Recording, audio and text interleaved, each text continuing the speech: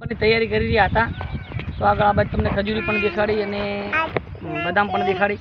આપણે નવો ઝાડ લાવીએ તમારા કોમેન્ટમાં કહેવાનું છે કે આ ઝાડ શાનું છે. અને આ બાજુ જો ગાઈસ મેં બીજું પણ ઝાડ વાવ્યું છે એ હું તમને દેખાડું. કેમેરામેન આ બાજુ આવો નજીકથી દેખાડો.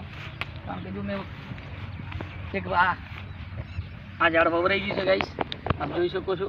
આ ઝાડે તમારા કોમેન્ટમાં કહેવાનું છે કારણ કે પર્યાવરણને જાળવવા માટે અત્યારે હાલ ઝાડ વાવવું બહુ જરૂરી છે. કારણ કે ઝાડ નહીં વાવો તો વૃક્ષ નહીં વધે તો ઓક્સિજનમાં પણ તકલીફ પડશે માણસોને.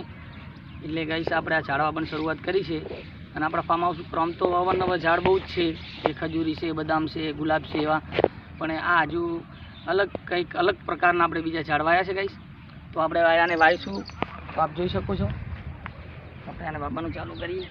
તો ગાઈસ કોમેન્ટ કરજો, વિડીયોને લાઇક કરજો અને ચેનલને સબસ્ક્રાઈબ કરવાનું ભૂલતા નહીં. કારણ કે તમે બધા લોકો આપણા વિડીયો જુઓ છો ખરી પણ ચેનલને કોઈ સબસ્ક્રાઈબ કરતા નથી. એટલે ગાઈસ સબસ્ક્રાઈબ કરવાનું ભૂલતા નહીં. જો ગાઈસ આ વવરાઈ ગયું છે ફાઇનલી અને ઝાડ જોઈ શકો છો. મારા નાના બાળક પણ અત્યારે વૃક્ષ વાવવા માટે તૈયાર છે અને હું પણ છું. જો ગાઈસ કારણ કે પર્યાવરણને બચાવવા માટે અત્યારે હાલ ઝાડ વાવવા બહુ જરૂરી છે. એટલે વિડીયોને લાઇક કરજો, ચેનલને સબસ્ક્રાઈબ કરવાનું ભૂલતા નહીં અને વિડીયોને બને એટલે શેર કરજો ગાઈસ અને લાઈક પણ કરજો. બંને ઝાડને વાવવા જઈ રહ્યા તો ગાઈસ જોઈ શકો છો તમે.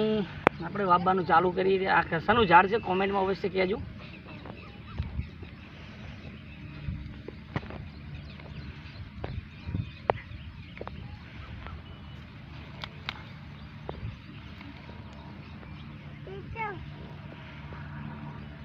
વિડીયોને લાઇક કરજો, ચેનલને સબસ્ક્રાઈબ કરવાનું ભૂલતા નહીં.